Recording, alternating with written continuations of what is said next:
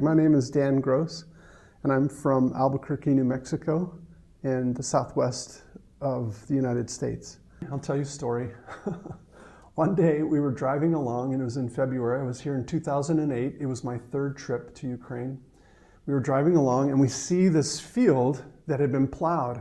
So prior to this time, both in 98 and 2000 when I came, it was summertime, and of course the crops were up, and you didn't see the soil, like fields of plowed soil. But in February when I was here, I could see the plowed fields. You know, the cycle of resting the soil had come in, you know, before planting, and I was like, wow, I want to get a picture of this. So, you know, understand where I'm from. I live in the desert, so to see black, rich soil it was interesting. So, like an American tourist, you know, I get out of the car, take a picture of the soil, and in that moment, it just came to me. And I had been spending time with young Ukrainian Christians who were preparing to go. You know, like I decided prior that I was going to invest in Christian missionaries, teach and to share. So I had been with them, and these words came to me. The soil is just like these young Ukrainian people. It's deep, it's rich, it's productive. And then my calling came, my life's calling came. Sow into this, give into this, and you'll see a harvest. You know, I'm kind of a fatherly guy, and there were people who wanted that fatherly love, that fatherly support and encouragement, and that it seemed to be comforting to them, and they took it in. And so it was encouraging to me that I found that the soil was receptive to the seed that I was sowing. And I fell in love with Ukraine in 1999. And when I say I fell in love with Ukraine, I mean to say I fell in love with the people. I experienced the warmth. I experienced the hospitality of the culture. I experienced what I would describe like just a sincerity of people. What is the most precious resource, the most valuable resource in Ukraine? It's not the coal deposits or the metal or the forests or any of this thing, or even the culture itself. It is her people. The people are intelligent, and they're hardworking. They are talented. They are creative, and then you add to this like just a general culture of hospitality and of courtesy and integrity. Not all the people in Ukraine are like that, I understand. Same in America. You know, we have our cultural strengths, but not all people are that way. But most people I meet, I'll say most people I meet, really have this strong value. Identity of Ukraine, it's the breadbasket of Europe. So we began to pray about this, to ask and seek about what it means that Ukraine is a breadbasket of Europe. Well, obviously it has to do with the soil and the productivity of the soil.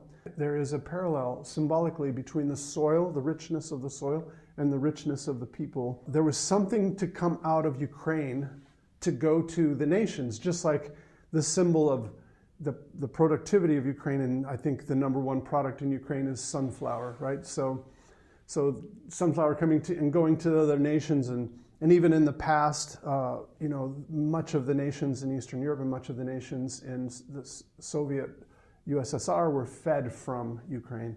So this is a symbolic piece of what I come to understand, that the people of Ukraine are the rich resource. So like that product that came and was sent and fed Europe, what we're seeing now, and that is that there's this swell of people, this upswing of people who are now going to the nations from Ukraine. I mean, you can go just about anywhere in the world and find Ukrainians. It's my belief that Ukraine is right now crossing over a threshold into a rebirth. And that's no mystery, right? It's happening. We can see it all around us as we're here in Ukraine. But we also see that there's much to be done, right? Really, I'm hesitant to say, you know, this is what I see needs to be improved in Ukraine, you know. because I'm an outsider, and I don't want ever to come across as being critical of any nation, but especially of the nation that I love. But obviously, I think everybody can agree that there's tremendous corruption that needs to be corrected, and I think, to me, the most shocking one of all is not the politicians who take the money from, that's supposed to go to roads, for example. I don't think that's the most shocking. Politicians will be politicians.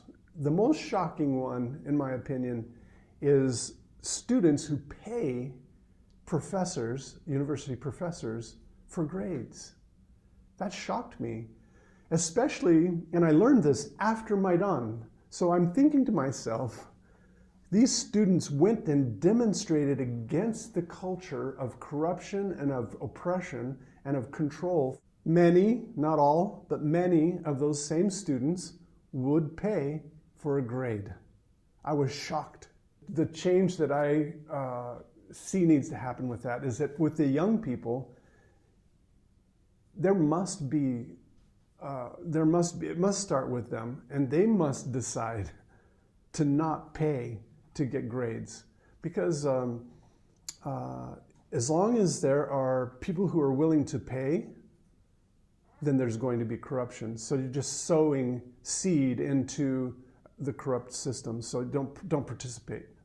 So we can choose not to participate. I won't. I will work, and if it means that I get a B instead of an A, even though I've earned an A, then so be it, because everybody has to pay some price to overcome this problem. Last year when I came, I had an opportunity to talk in a church in Alexandria, and as I began to prepare this message, again, words came to me and it just kind of unfolded. I'd never considered this perspective. Since I came in 2016, I got to visit the Statue to the Motherland and the national monuments and memorials, and I saw the Holodomor Memorial. And I understood that this is something that until now, more and more people are learning about this around the world, but I knew nothing about it.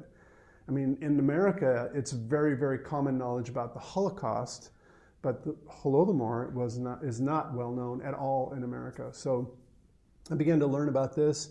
I began to learn more about the details of World War II, that Hitler came and excavated, he was hauling off the soil by the train load to take it back to Germany because he understood this resource. And his people and Nazis understood this resource, so they were robbing the resource from the nation. And of course, I don't have to elaborate on what Russia has done in Ukraine. Everyone knows. As I began to consider this, I understood, in preparing this message, I understood that symbolically, a very similar thing is happening now. And it breaks my heart. And we know this, that many people are leaving Ukraine to take advantage of economic opportunity in Western Europe now, and over the years in the United States, many millions and millions of people have left. And we also know that,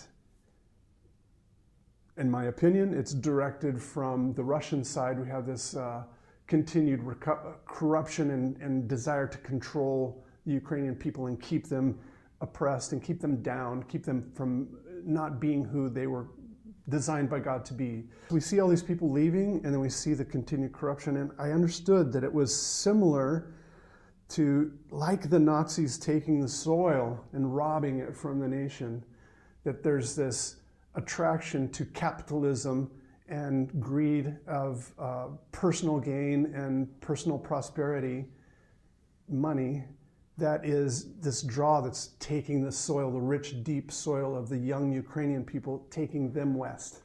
Holocaust of the Ukrainian people was to steal not just their grain, food grain, but to steal the seeds so they couldn't plant in the future. And so I see the same thing with the corruption, is that, and even on the, like I was talking about, on the university level, where there's this culturally acceptable practice of pay to play, we call it back home in the US, pay to play. And that is similar to, you know, just this possibility of the seed being taken and the soil being taken. And what about Ukraine? What about Ukraine? I know so many young people that are so talented and so intelligent and so creative and able and have this work ethic that I've been speaking about already, that they're going like to take jobs driving trucks or to work in Poland. And thank God Poland has been so open. You know, I don't think it's a bad thing, understand, but is that the end? It's not the end, it can't be. So to me, it's like the soil being taken instead of being used to plant and to produce a crop. It's like the soil's being taken to make bricks. And the seed is being taken to, I don't know what, you know, it's just being thrown away, you know. And so I just believe that there's changes that can be made. And I love what's happening in Lviv. I hear in Lviv that 1 out of every 14 people who live in Lviv work in IT. Ivano-Frankivsk is a city that's coming up.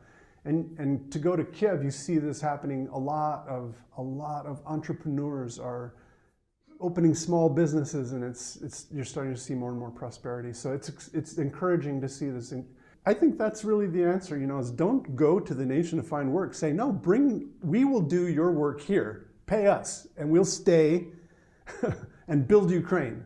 Put my money where my mouth is and invest in young Ukrainian people as well. So we're working on that. Ukraine is rich in ways that I don't think the people of Ukraine really understand. I began to consider the symbolism of the flag, you know, a blue sky over harvest. And I wondered, what does this mean? And so to me, and it may be different for other people, but to me, it represents hope, the blue over the yellow harvest. The reason that America is prosperous is because people worked hard and they gave. And they, you know, to this day, and I'm not here to promote America at all, but the reality is that America gives more than any other nation. And people will say, well, that's because America has the most. Well, how did that happen?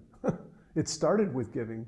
So I think the same thing, only better, can happen in Ukraine.